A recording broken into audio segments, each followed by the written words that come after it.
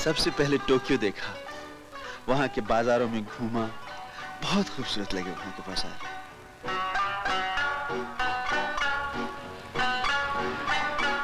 Super highway की तस्वीरें ली।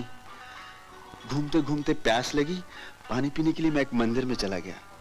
वहां पानी पीते पीते अचानक मेरी नजर एक जापानी लड़की पर पड़ी।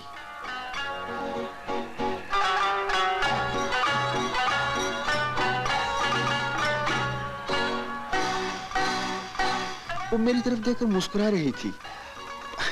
कुछ इस तरह मुस्कुराने लगी, मैं पानी पीना भूल गया और घबराकर वहां से भाग गया। उसके बाद मैंने जापान का टूर करने के लिए एक टूरिस्ट टिकट खरीदा। सुबह सुबह बस पर सवार होने के लिए पहुंचा तो देखता हूँ वो लड़की हमारे ग्रुप में भी शामिल है। अच्छा? और मुझे देखती फिर मुस्कुरा दी।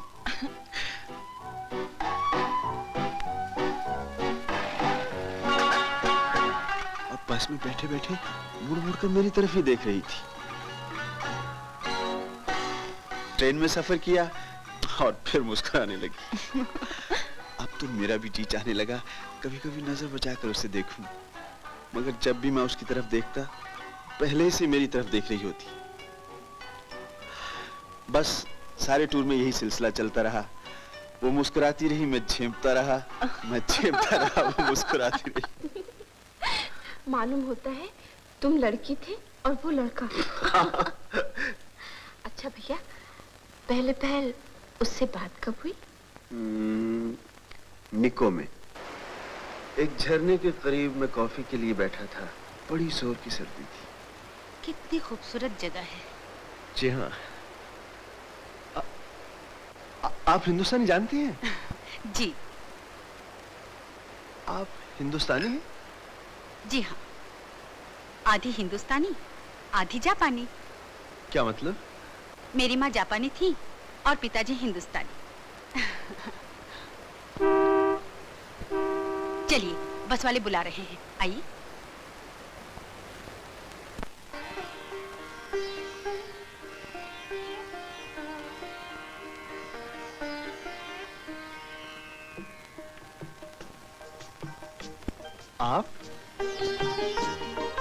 आप यहाँ?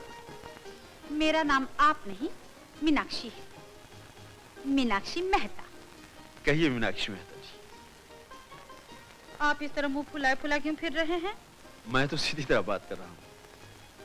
मोहब्बत करने वाले को इस तरह ठंडी ठंडी बातें करते हैं?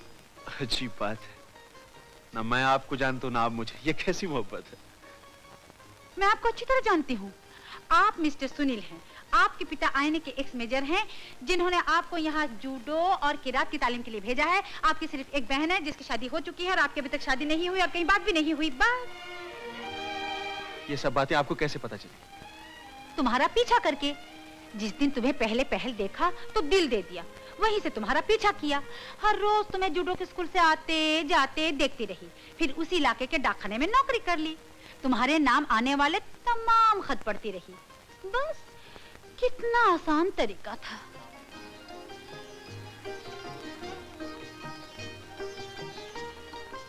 ये जासूसी आपको किसने सिखाई? मोहब्बत में। अच्छा, तुम्हारे बारे में तो पता चल गया, अब मेरे बारे में सुन लो। मेरे पिताजी बिजनेस करने यहाँ आए थे, शादी करके यहीं रहने लगे। फिर मैं पैदा हो गई और मेरे पैदा होते ही दुनिया की लड़ाई छिड़ गई। आपके पैदा होते और हो भी क्या सकता था। Thank you very much for this complement. हाँ, तो उसके बाद नेताजी ने आजाद हिंद फौज बनाई। मेरे पिताजी की रगों में हिंदुस्तानी खून जोश मारने लगा और आजाद हिंद फौज के झंडे तले लड़ते हुए उन्होंने अपनी जान भी दे दी।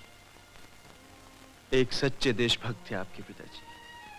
जी, और इसीलिए हमें उनकी मौत का कभी गम नहीं हुआ, बल्कि हमें इस बात का फख्र है। उन्हीं दिनों पिताजी मुझे कभी भीख मांगने वाली, कभी सब्जी बेचने वाली गरीब लड़की बनाकर दुश्मनों की फौज में भेजा करते थे, ताकि उनकी ताकत का पता चलता रहे। अब तुम ही बताओ, मैं एमेच्योर ही सही, मगर मुझे जासूस मानते हो कि नहीं? जी हाँ, मैं आपको बहुत बड़ी जासूस मानता हूँ और सलाम करता हूँ। हम तुम्हारा सलाम कबूल करते हैं। तुम हमारी मोहब्बत कबूल करो।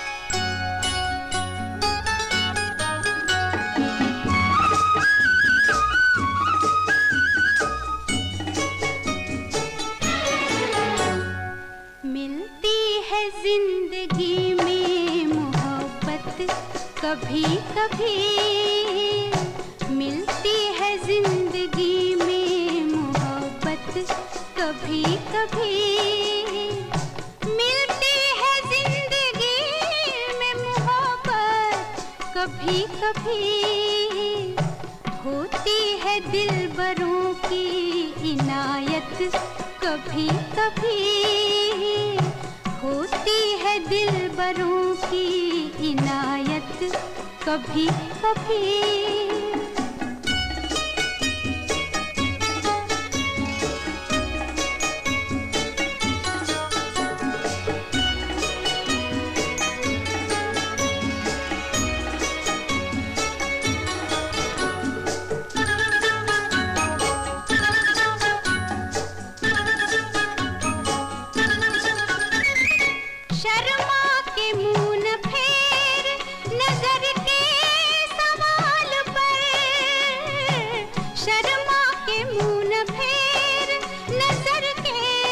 सवाल पर लाती है ऐसे मोड़ पे किस्मत कभी कभी, लाती है ऐसे मोड़ पे किस्मत कभी कभी मिलती है, जिंदगी में मोहब्बत कभी कभी।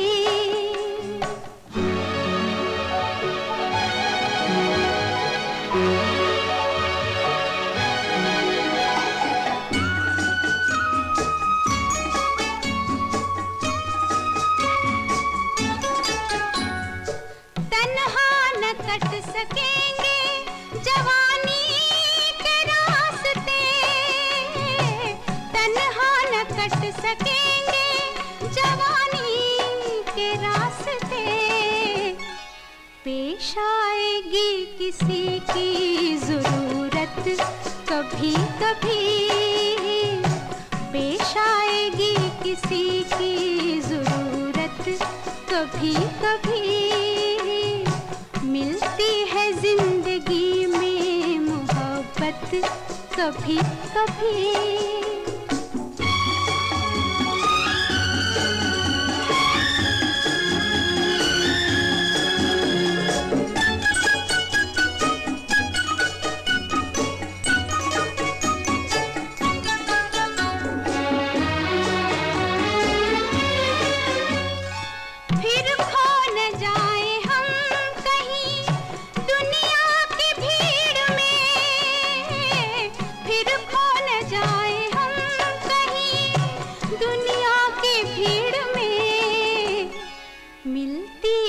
पास आने की मोहलत कभी कभी होती है, दिलबरों की इनायत कभी कभी मिलती है, जिंदगी में मोहब्बत कभी कभी मिलती है, जिंदगी में मोहब्बत कभी कभी। मीनाक्षी देवी, मैं आपके जज्बे की कदर करता हूँ, लेकिन मैं वो आदमी नहीं हूँ जिससे आपको मोहब्बत करनी चाहिए। क्यों? ये तो आप अच्छी तरह जानती हैं।